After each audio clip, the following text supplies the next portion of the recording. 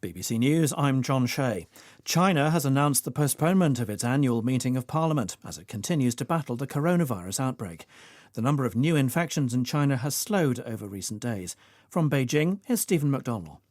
Every 12 months, nearly 3,000 Communist Party delegates come to the Chinese capital for the National People's Congress. This year's session of the rubber stamp Parliament was due to start next week.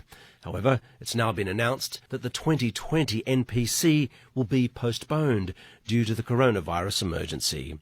A decision regarding new sitting dates will be taken at a later time. The official reason for delaying the Congress is to allow delegates to manage the unfolding health crisis in their home provinces. The official number of confirmed deaths from the coronavirus in Iran has risen to 12, but a member of parliament there has accused the government in Tehran of lying. Kasra Naji reports. The latest official figures put the number of people who have tested positive for coronavirus at 61. Officials say of those, 12 people have died, most of them in the city of Rome. But a member of parliament from the city has said around 50 people have died. The authorities have now promised to be open about the extent of the problem, but there is still a good deal of skepticism in the country. Although seminaries and schools are closed in the city, the main shrine and mosques remain open, with the city's religious officials resisting calls for their closure. There have been sharp falls in worldwide stock markets due to mounting concerns about the economic impact of the coronavirus. In Italy and South Korea, the falls were especially pronounced at about 4%.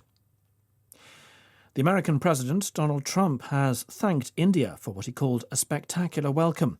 Addressing more than 100,000 people in a packed stadium in Gujarat, he described India as one of the most amazing nations in the world and heaped praise on the Prime Minister, Narendra Modi. Our correspondent, Ali Makbul, is there. President Trump is trying to garner better relations with India. There's security reasons for that, economic reasons. He's also trying to marginalize China more and more on the world stage. But President Trump personally has long had an interest in India. The biggest portfolio in terms of properties of the Trump organization outside of North America is here in India. An Indian police officer has been killed in continuing clashes between rival groups of protesters in northeastern areas of the capital, Delhi.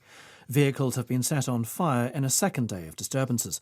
Some of the protesters are angry about the recent controversial amendment to citizenship laws. Others support the changes. This is the latest world news from the BBC. Malaysia is facing political instability following the resignation of its Prime Minister Mahathir Mohamad.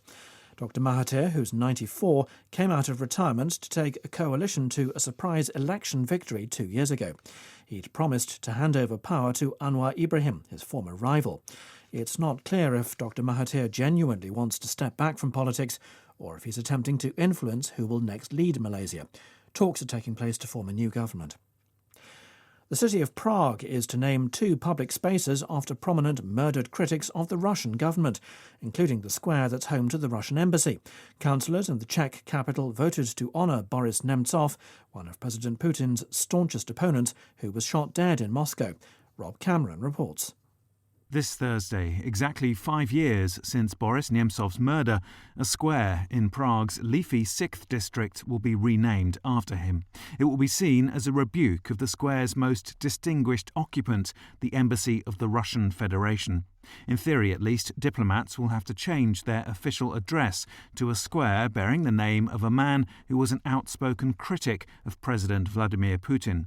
Those behind the idea deny trolling Moscow, pointing out that Nemtsov's murder has been officially condemned by the Russian authorities. The Prime Minister of Lesotho, Thomas Tabane, has appeared in court to hear charges that he murdered his estranged wife. Dipolelo Tabane was shot dead in 2017, 2 days before the Prime Minister was due to begin his second term in office. His current wife has also been implicated in the murder. Football associations in the UK say that children under 12 years old shouldn't head the ball during training sessions. The move follows research that linked heading to developing dementia. Former footballers were found to be more than 3 times more likely to die from brain disease. And that's the latest BBC World News.